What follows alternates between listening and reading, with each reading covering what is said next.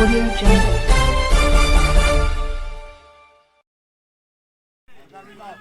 नमस्कार, आप देख रहे हैं प्रभात मंत्र। मैं रुपेश कुमार और इस समय मैं हूं आपका धरना स्थल पर दिन 35वां। कल यहां पर काफ़ी बारिश होने के बावजूद यहां पर फिर से सामान्य ज़िंदगी फिर से जीने के लिए तैयार हो गए होमगार्ड के जवान। आप देख सकते हैं कि जो पीछे टेंट जो उड़ी थी, कुछ टेंटें जो है वो बन चुकी हैं, कुछ टेंटें अभी भी वीरान सी पड़ी हुई हैं। लोग इधर उधर हो चुके हैं। कारण क्या है कि कल रात भर लोग खड़े होकर अपनी रात को बिताए हुए हैं।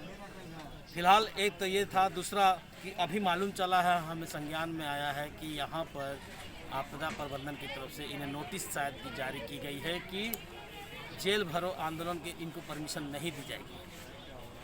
अब उसकी क्या सच्चाई है क्या नहीं, ये तो हम जानेंगे। यहाँ पर रूबरू होंगे कि आखिर आपदा प्रबंधन की तरफ आई है या कहाँ से आई है ये चिट्ठी। तो आज हम इसी पर विचार विमर्श करेंगे और हम यहाँ पर बातें करेंगे, जिला अध्यक्ष से भी बात करेंगे और सचिव से भी बात करने की कोशिश करेंगे। सूत्रों के द्वारा मालूम चला है कि एक चिट्ठी मिली है होमगार्ड को, जिसमें लिखा हुआ है कि इन्हें परमिशन नहीं दी जाएगी 12 तारीख की जेल भरो आंदोलन की। इसमें पुष्टि ये भी की गई है कि अगर किसी भी तरह का अगर ये संवैधानिक कार्य करते हैं तो उसके अलावा उस पर मतलब कड़ी कार्रवाई भी करने की बात हुई है। अब जानते हैं कि इस चिट्ठी का मामला क्या है और क्या इनको किस तरह से प्राप्त हुई है चिट्ठी। तो हमारे साथ जो सचिव बने हुए हैं, क्या है इनका पद, क्या है नाम, क्या है, कहाँ से हैं, हम सभी अभी आपसे गुफ्तगू करा दें। जी, आपका नाम क्या होता है? मेरा नाम रामकेवल प्रसाद है। कहाँ से? जिला से हैं, कार्यालय सचिव झारखंड होमगार्ड वेलफेयर एसोसिएशन। जी सर, एक चिट्ठी का जिक्र हो रहा है, बहुत जोर से वायरल चल रहा है। वो चिट्ठी किस प्रकार की है, उस चिट्ठी के बारे में आप क्या जानते हैं? चिट्ठी फिजिकली रूप से किसी भी प्रतिनिधि को चिट्ठी नहीं दिया गया है। सोशल मीडिया पर एक चिट्ठी आई है गोपनीय शाखा से, जिसमें आंदोलन को समाप्त करने की बात कही गई है। अगर आंदोलन समाप्त नहीं किया जाएगा तो इस पर कठोर कार्रवाई करने का आदेश दिया गया। तो क्या लगता है कि अगर ये फिजिकली अगर मिलता है तो फिर तो आप लोग को ये करना पड़ेगा, इनकी बात को मानना पड़ेगा, सरकार की बात को। फिजिकली अभी तक तो मिला नहीं है, मिलेगा उसका निर्णय उसके बाद होगा। पहले तो हम लोग का जो निर्णय है 12 तारीख को जेल भरो आंदोलन फिक्स हो गया है। इसमें हम लोग अडिंग हैं, इससे पीछे हम लोग हटने वाला नहीं। अगर मान लीजिए किसी तरह का आप गलत करते हैं या फिर सरकार के खिलाफ में जाते हैं, तो अभी जो आपदा प्रबंधन की तरफ से जो कानून बनाए गए, जो धाराएं बनी हुई है कोविड को लेकर, वो भी आपके ऊपर लागू हो जाएंगी। कोविड की धाराएं लागू करना सरकार का तो ये मोनोपोली है, क्योंकि हम लोग कोविड वैक्सीन पहले से ले चुके हैं। दोनों डोज हम लोग का कंप्लीट हो चुका है। अगर वैक्सीन गलत है तो कोविड का जो धारा है वो लगा सकते हैं। अगर कोविड से हम सुरक्षित हैं, कोविड वैक्सीन से हम लोग सुरक्षित हो चुके हैं, तो धारा लगाना उचित नहीं। नहीं, वो धारा नहीं। जैसे धारा 144 लागू है, 5 लोग एक जगह नहीं बैठ सकते हैं। अगर कोई नियम का उल्लंघन करता है तो उस पर अलग अलग धाराएं लगी हुई हैं। अगर वो धाराएं अगर आपके ऊपर लग जाती हैं तो फिर आप लोगों के लिए मुश्किलें बढ़ती हैं। हम लोग जेल जाएंगे, ऐसे भी जेल जाना है। जिस दिन फिजिकली रूप से हम लोग को इस पत्र के माध्यम से प्रेरित किया जाएगा यहाँ धरना स्थल से हटने के लिए, तो हम लोग उसी समय जेल जाएंगे। तो इसमें भी क्या है कि बेल का फिर आपका प्रावधान नहीं है। अगर किसी तरह का लागू होता है, आपदा प्रबंधन के खिलाफ में जाता है या फिर किसी भी तरह की अगर उस समय महामारी का जो प्रकोप होता है, तो एक अलग से कानून बनता है जिसके प्रकोष्ठ में मतलब 6 महीने तक आपको बेल नहीं मिल सकती है। कोई बात नहीं, 6 महीने तक जेल में हम लोग।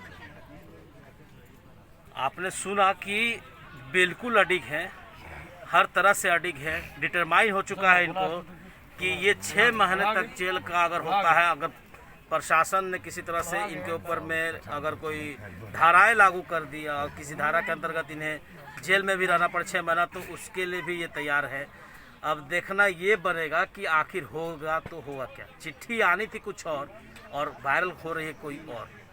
ये भी एक बहुत बड़ा प्रश्न चिन्ह है सरकार के ऊपर में भी और प्रशासन के ऊपर में भी। इनको इंतज़ार है कि 24 घंटा कब होगा, और 24 घंटे के बाद जो पत्र इनको मिलना था वो पत्र तो नहीं मिला, लेकिन 24 घंटे के बाद जो पत्र मिला वो कुछ अलग ढंग से और अलग नज़रिए से देखा जा रहा है। हमारे साथ कुछ और लोग हैं, उनसे भी बातें करते हैं कि उनको क्या लग रहा है इसके बारे में और वो क्या सोचते हैं।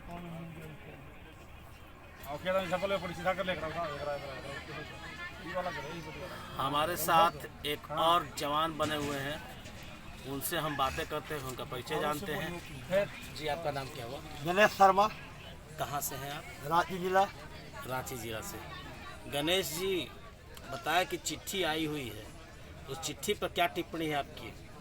आप तो एक जवान हैं, चलिए नेता अभिनेता आपके साथ में जुड़े हुए हैं, वो तो जेल जाएंगे ही जाएंगे। आपको क्या लगता है, आपको जब जेल जाएंगे तो कोई छुड़ाएगा आपको? ऐसा कोई बात नहीं है,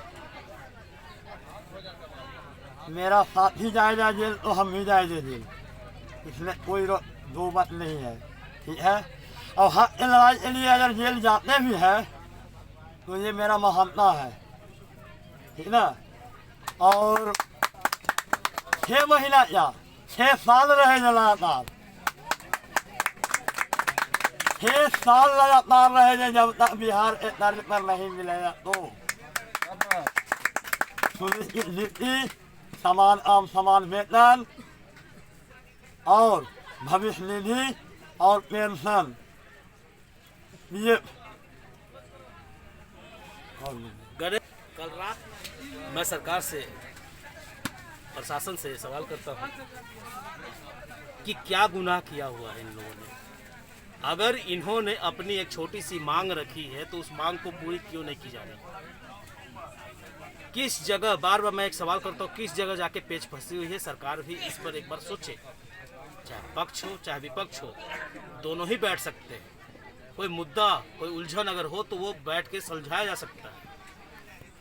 क्या इस जवान की गलती थी कि रात भर पीड़ा में रहा, रात भर खुले आसमान के नीचे, ठंड हवाएं, बारिश इतनी तेज थी कि कल रात को इन्होंने खाना तक नहीं खाया।